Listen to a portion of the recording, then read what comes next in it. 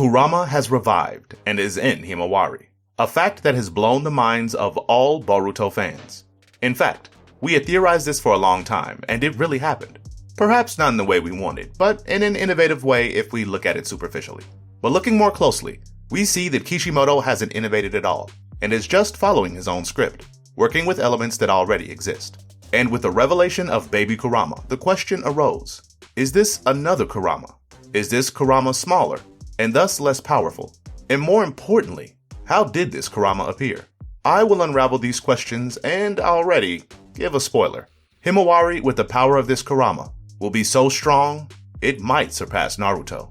And this is explained by how this Kurama re-emerged. What's up everybody? Kishimoto is truly a genius. The guy with little effort has opened a loop in our minds, leaving us crazy and full of questions. It's about how Kurama revived, and what powers Himawari will have or already has with this Kurama growing. And is this Kurama weak? Is this the same Kurama or a different one? Oh my god, Kishimoto.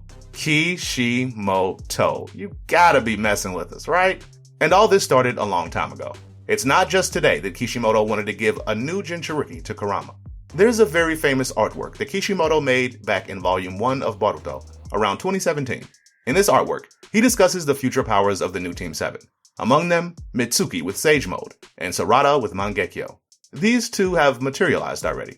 But Boruto's power was 2 Byakugan in 1 Kurama mode. At first, no one paid much attention to the image, but as the powers materialized, things became more palpable. And the only thing missing was that power for Boruto, which would have been the most difficult to occur because how could Boruto be Kurama's Jinchuriki when Kurama was in Naruto? The answer that came to our minds was simple and taken from the first scene of Boruto, the death of Naruto. We thought Naruto dies, Kurama revives, and Boruto becomes the Jinchuriki. But that's not what happened. Kishimoto took another path, deciding to have Kurama sacrifice itself for a greater good, using its energy as fuel for a new form, called Baryon Mode. This power resulted from the fusion of Kurama and Naruto's chakra, creating an entirely new and more powerful energy.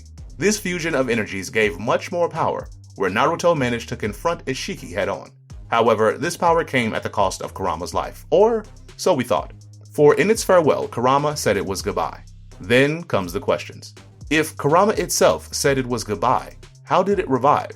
Was it a plot hole? Well, we have to remember that since we have known the powers of the bijus, we know they do not die.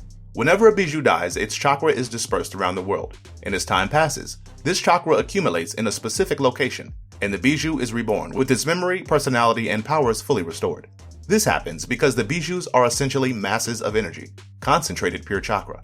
But this death changed in nature with Kurama's explanation at its demise, where it said that in Baryon Mode, its energy had been drained, evaporated, therefore it could not revive. After all, how do you organize chakra to revive when there is no more chakra to be reorganized and accumulated? This might have been true in theory, but in practice, it happened differently. And the explanation might be that Himawari has become this meeting point, where Kurama's chakra spread throughout the world and has condensed or is still condensing. This phenomenon occurred twice with Asobu, but with Kurama it might have been different due to its condensing into a person. Perhaps the explanation lies in the fact that Himawari inherited Kurama's chakra, which is indicated by her birth with 2 marks, proving she inherited it. In summary, this meeting point could be a sort of backup, where Kurama would return should it die. But this may have been an involuntary event, not something planned by Kurama or Naruto. It just happened due to circumstances. Hence, Kurama showed no knowledge of this possibility. In this, I still see 2 possibilities.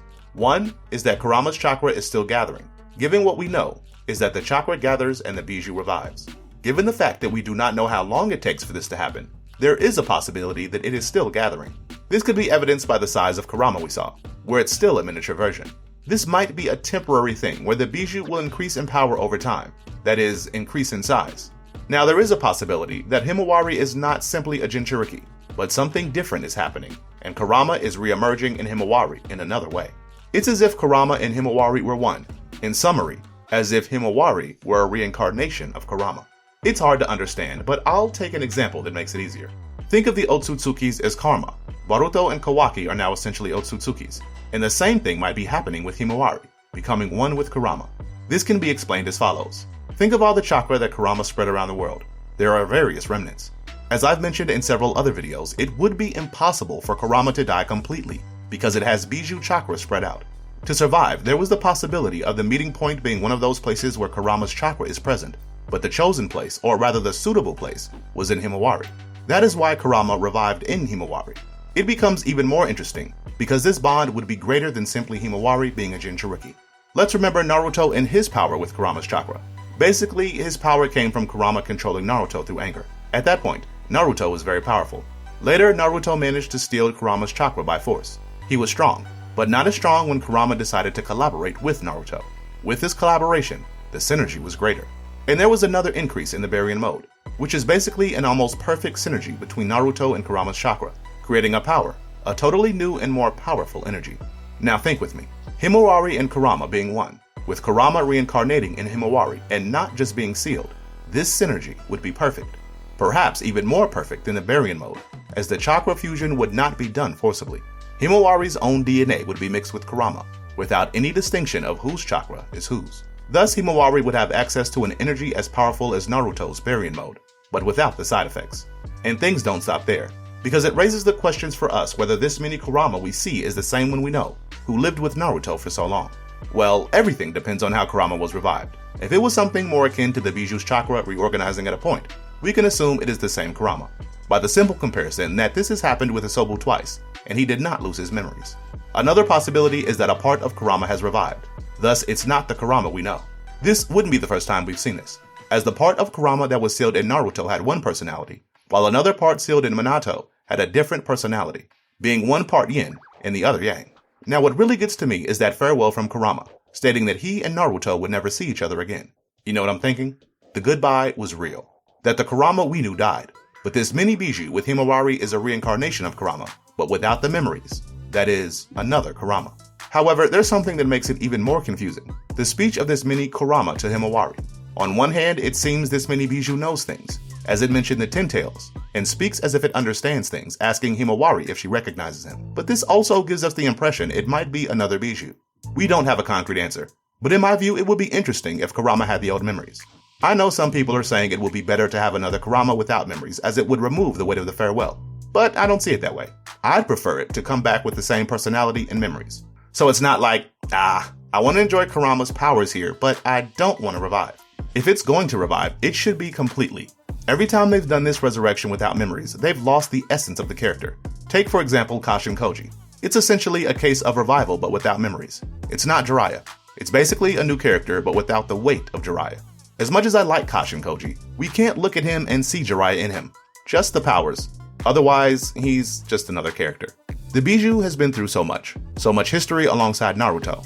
Now would be time for it to take more of a spotlight and show the Bijou with more protagonism.